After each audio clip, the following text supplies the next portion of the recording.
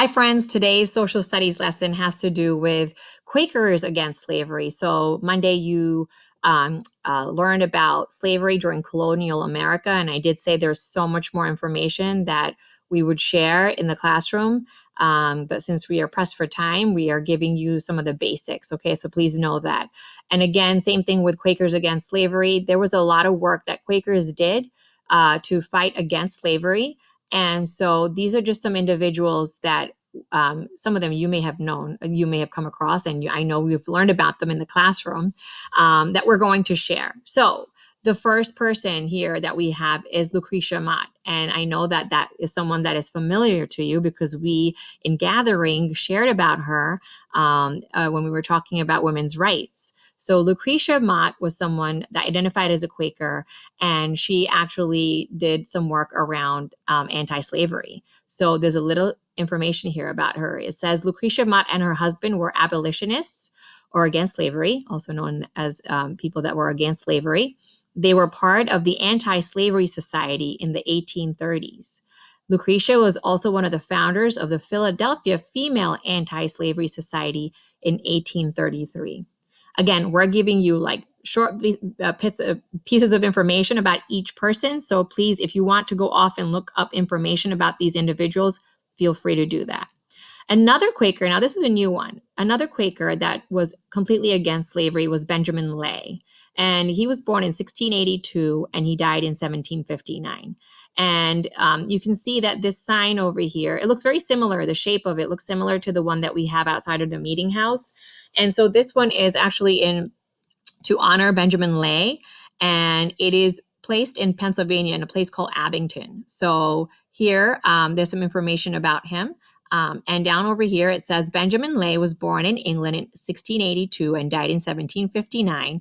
He was strongly against slavery due to his firm Quaker beliefs and was never, there shouldn't be an E there, a Y there, whoops, and was never afraid to protest in public, telling people how wrong it was to own slaves.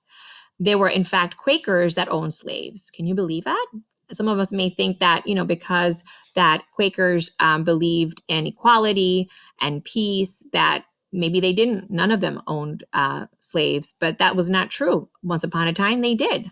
So Benjamin Lay made sure that he made them realize that this was not supposed to be part of their beliefs. He protested dramatically to get their attention and listen to him.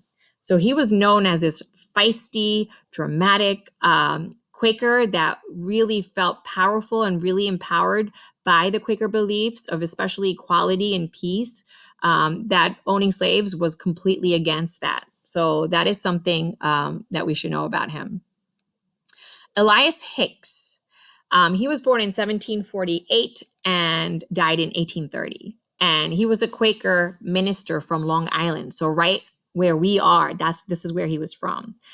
He was one of the early Quaker abolitionists. On Long Island in 1778, he joined with fellow Quakers who had begun freeing their slaves as early as March 1776.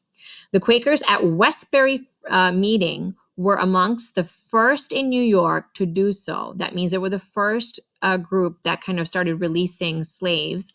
And gradually, following their example, all of Westbury Quaker slaves were freed by 1799. Okay, so that is something important. One person can make a difference. And there is a planting, like a nursery that has plants in Jericho called Hicks Nursery, and that's named after this family, Hicks.